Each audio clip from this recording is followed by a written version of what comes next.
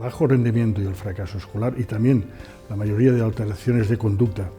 en niños y niñas con un cociente intelectual normal, dentro de la normalidad, y sin patología orgánica,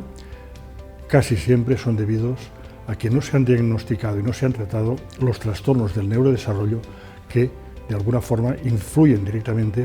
en los problemas de aprendizaje de esos niños. Y cuando decimos trastornos del neurodesarrollo son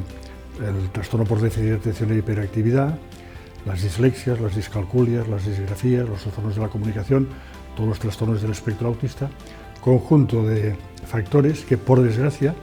en nuestro país, en las escuelas, en los institutos o en la misma universidad, no se diagnostican y no se tratan correctamente. Es una forma de explicar un problema real, que es el de bajo rendimiento escolar en nuestro país. Y es mucho más lógico y entendible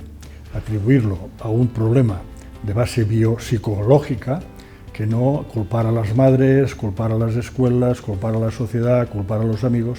que aunque tienen su importancia, como he dicho antes, no son realmente el núcleo del problema. Bueno, yo creo que lo que es muy interesante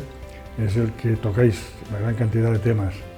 a nivel educativo y no rechazáis, por ejemplo, que vengan psiquiatras como yo o psicólogos a explicar bases psicobiológicas. Eso no es lo más frecuente. Yo diría que es una forma muy positiva de ir avanzando en todo lo que son las ciencias educativas, sin olvidar que la medicina y la psicología también forman parte de estas ciencias educativas.